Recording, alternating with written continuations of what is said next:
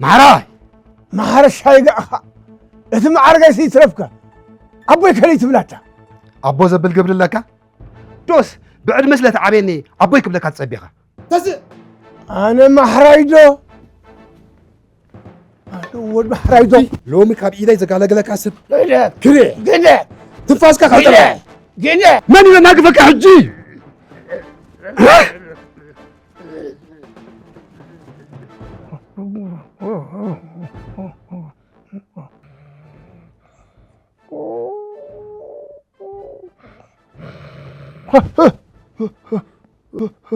اسمعهم والنفس قدس هذا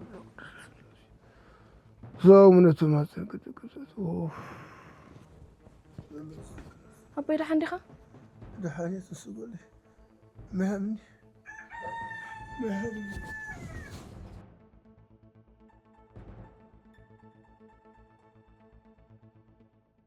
تاي خند زج أنا أكازولا رح عندي زقولي أوه اسمع والنفس قدس هذا أمر قدس سلاسي من قدس فتك قدس أوه مو دقاقيم كي يتابع لحاني زقولي انكني فقري الكتل فقري طويلي هاراي انت عايز روح ما حلم ذا الوتي انت عايز لما انت عايز انفتي خنطة ما يكوتا قويتاي حبيبي هديكم نديكم فقري أبزلنا بشاي صيدك أبتان الرخب الله وتا أو أخذ بيك هبل ايش قويتاي كرم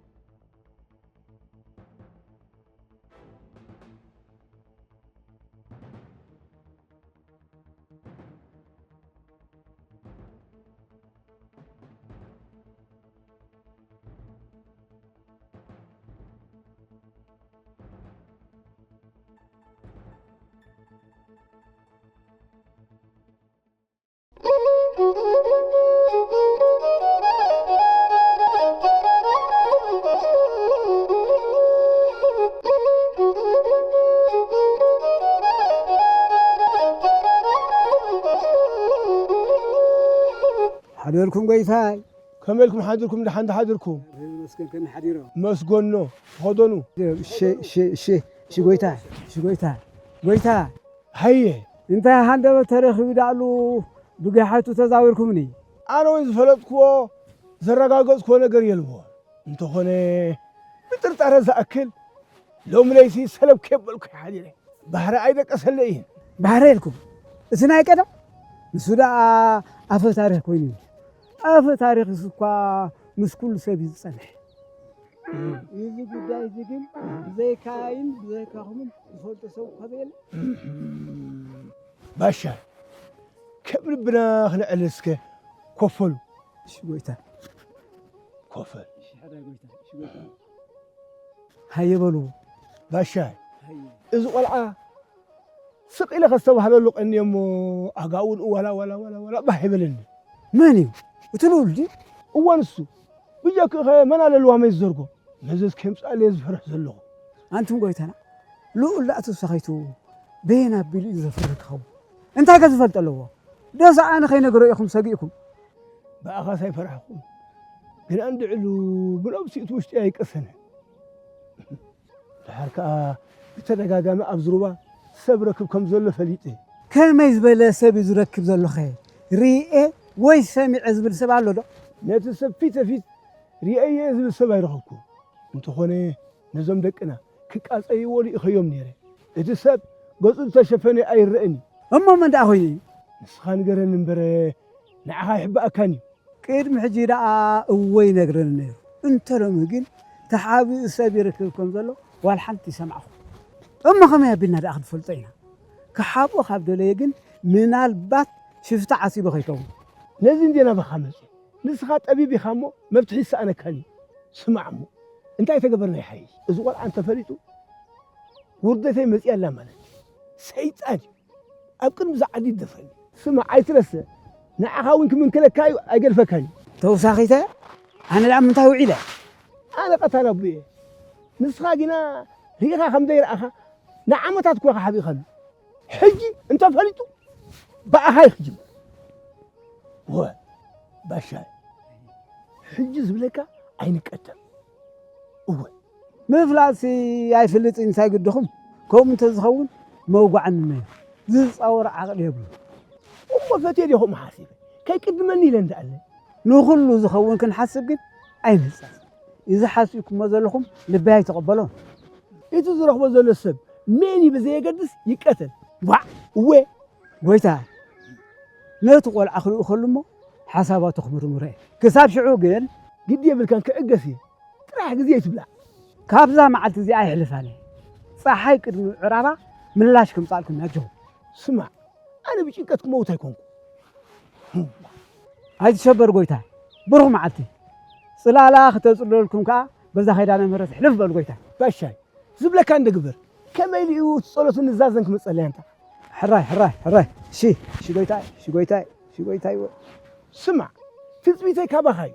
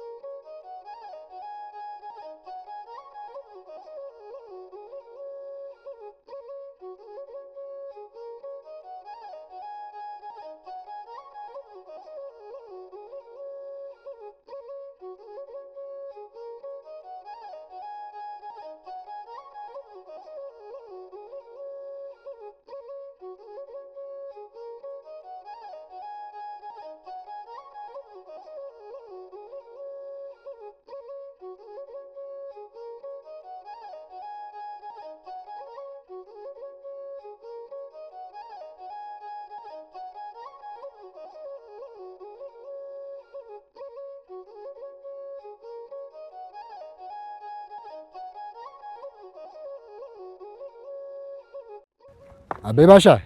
الوديدا شابكا مزيخا أبي باشا كان عادي خارفيدو مسبولونس أي كسانكو تبتب نداول كي متى قريم قال كاود حوي ودز حلا أنا خا بقى خاي كسانكو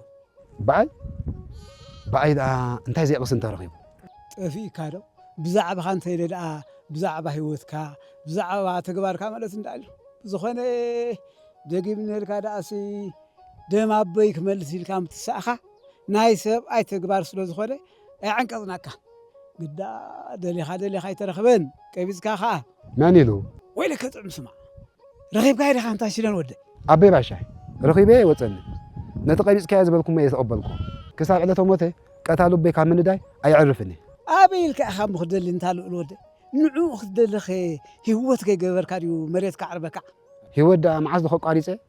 ማየት ዳሎ ንዓኻ ትኾን ጓል ሰብ ከነ ምፃልካ ኣነ ከዓ ብህይወት ከለኹ ፀጊዕኻ ክትሕዘካ ዝወደ ሓቆም ኣቤ ባሻይ ኣነ እውን ሎሚ ዶ ክነግሮም ፅባሕ ዶ ክነግሮም እንዳበልኩ ምስ ነፍሰይ ክማጎት ቀኒ የግዳ ኣነ ዝጠመጥኳ ቆልዓ ኣላትኒ ኣሰይ ናይ ብልባ ዲኻ እንታልኡል ወደ ወናይ ብልበ ዋይ አንተ እንታይ ዝበለው ጥዑም መዓልቲ እዚ ግርም ሕጂ ልበይ ምሊስካያ ግርም ዝወደ ናዕበል እዚ ብደው እኳ ዝዕልል ኣይኮነ ና ኮፍ ኢልና ክንዕልል ናዕበል ዝተጠው ዝወደ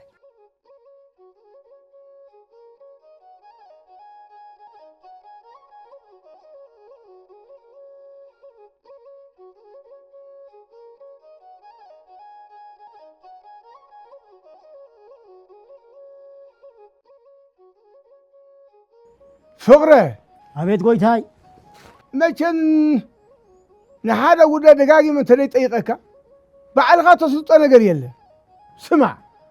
ብዛዕባ ስፅጋባ እንታይ ያለ ድበፅሓኸዮ ጎይታይ ንሱ ከም ልማዱ ኣብቲ ጠማምዖ ምስ ሓደ ዝተሸፈነ ሰብ ከዋግዑ ከሎ ርኢናዮ እቲ ምስኡ ዝነበረ ሰብከ ናበይ ኣንፈት ገዝጊሱ ተሸሪብና እዩ ልኡል ናባና ገፁ ክመፅእ ከሎ ስለተሓባእናሲ በዛ ኣቲ ኸይበልናዮ ካብ ዓይንና ጠፊኡ ሓመድ ከዕድእ ሰለስተ ጓሲ ካብ ሓደ ልኡል ክትሕቡ ጎይታይ ካብ ልኡል ርዒድና መዓዝ ኮይና ግልል ዝበልና ቃልኩም ክነኽብር እንዳልና ኣየናይ ቃለይ ክሳብ ኣነ ትእዛዝ ዝበኩም ትስዕብዎ ከም ዘለኹም ከይፈልጥ ኢልኩምና ንሕና ከዓ ተግባራት ዘበለ ብማዕሉ ንዕዘቦ ኣለና እምበር ንኽልቲኦም ምቐፈድናዮም ዶ እወ በንስኪ ሓራ ይኹን ካልእ ኸ እንታይ ርኢኹም ድራኣናያ እኳ ተዘይኮነሲ ካብ ሰባት ከም ዝሰምዓናያ ግን ልኡል ኣብዛ ሳልስቲ ንደግያት ክረኽቦም የብል ኣለሁ ኣነ ማሕራይ ዶ እንታይ ክብል ይኽረኽበኒ እዋ ውሽጢ እኳ ይመርመርናዮ እምበሪ ምስ ደገያት ጉዳይ ኣለኒ እዩ ዝብል ዘሎ ዶ በል ስማዕ ንባስላይ ፀርፀኸትካ እቲ ዝበልኩ ከዓ ምንታይ በፂሑ ተለይ ኣፍልጠኒ በሎ እሺ ጎይታይ ኣይሽለንጉ ወስበስ ሃብሎ ትእጋርካ ወይ ኣነ ማሕራይ እምበዕረይ ባዕልኻ ክትቀትለን ተበጊስካ በልኪ ትርኢኻ ድሓ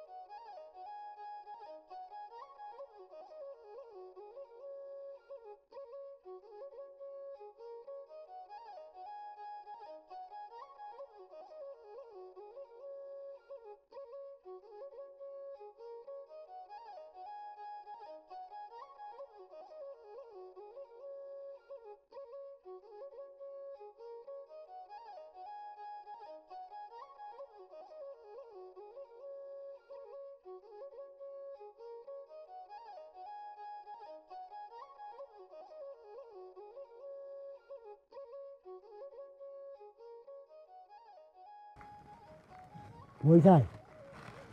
ሃየ ረኺብካዮም ዶ እንታይ ኢሎምኻ ጎይታይ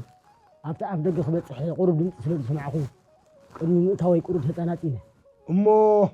እንታይ ኸበ ረኺብካዮ ፍረ ነገር እኳ ክርዳእኒ እንተዘይከኣለ ሽንኩምና ንዓለ ክዛረብ ሰሚዐ እዩ ጎይታይ ሓይጣት እንተተዛሪበ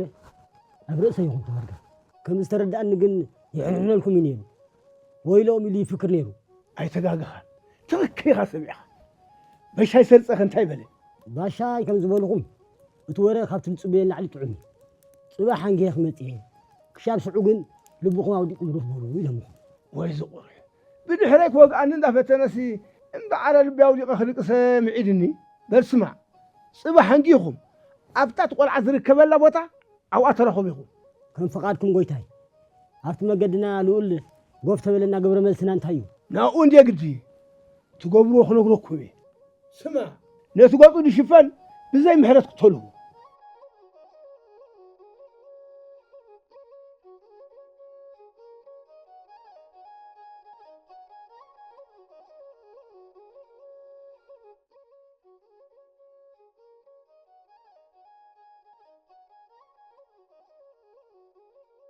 باشا انبعره يعند خابجو حطو كامطيها قويتا كمصو خلخو طعم بالسرا تمالي يمصي ناس مسقطالي كون كاز مخر كاريخا بالسرا تبزلخا ولا حال عليكاي قويتا إذا قول عزي زفلطن طرطرون يبلو بنصار كودا عمص اوريان بساعت يلو بعد كمي اسكي كمي زبلبا تمالي مزغول امس عللنا كل ነገር ጠንጢኑ ሓዳር ክገብር ከም ዘሎ ወብዒድ እዩ ንሱ ድማ ዝጠመታ ጓሰብ ከም ዘላቶ ነገር እዩ ግራ ሕጂ ርበይ መልስካ ጓል መንያ ከመይ ዝኣመሰለት ያ ነገርኒ ከይ ዋዕልና ኸይ ሓደርና ክንገዶም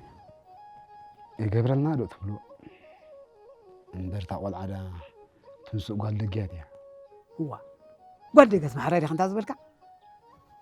እንታይ ዝብልዎ ሰናይ መዓልቲ እዩ ትንሱዛ ትንሱና ويلكش دقيات محراي جن زقوبرنا يمسلنا ناي دقيات محراي نابا يقدفو بع على له نيمان حيزا خيدا يزاربو نعيش نقن جهاز ود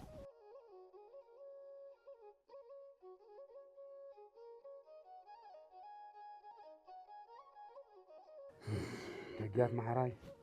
هافتو من حيلو من آمينهم كنوا عقونا تفتينهم جن ويلو أبكم يتبصحني بعليه له خجو خزود وا جوها أبي باشاي ماني خاطو ويلي شغله لي ها باشا انت هاي زمان وضع مسراتي انت بنفسه دعت فطاري نتصلنا بفقر يخدب سدلي ونزل تعمر زفطيرنا كم يبينا لا دي حسبنا تقدم السني تبع الناس ما حساب بحاسبين يا قدا زوم عبيت جزا نعين من تاع حرين يدو كالز قددك يحسب يفرح حق هني خباشا ليقني خ امنا سيقدر تريفو ولك امه عيدلنيو اي بنفس انت عري كويلني املاك فوتو كلتي انقلعو فتاومي بخميل افليتك هو وذوكا كنغركم ما يقبأني انت خونه لبهم قسن كبير كنغركم قرب ويصموا بيلو زرخوا زنبره شفتا لنا طرطرنا يسب تنسو قالكم كاين صريح كاين اللي يشفافنوا نيرا تنسو لي غاز مكان ولا ازني هو ناتنا تنسي ابحبو ترغبا نيرا واي كوالي بقزا ايدي بطبع هو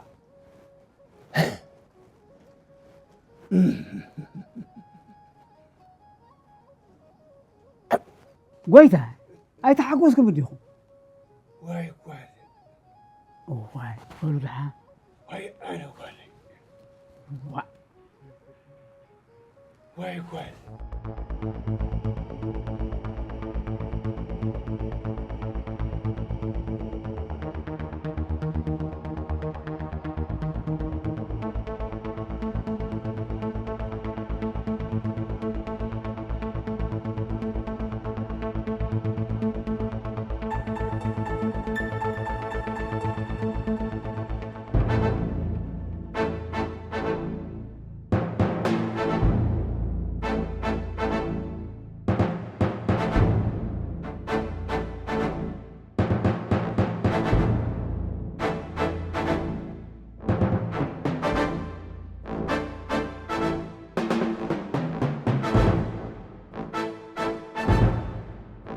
وقت ولنا قبل ما سنان تاي سمع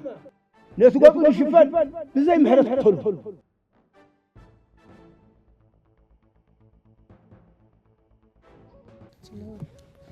نبوي باشا اوكي خلهم هنا بقى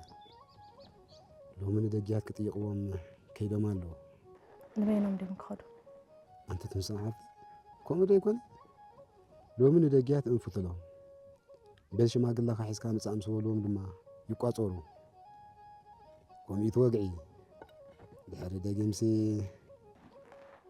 ሸለብ ገለ ክትርፍ እዩ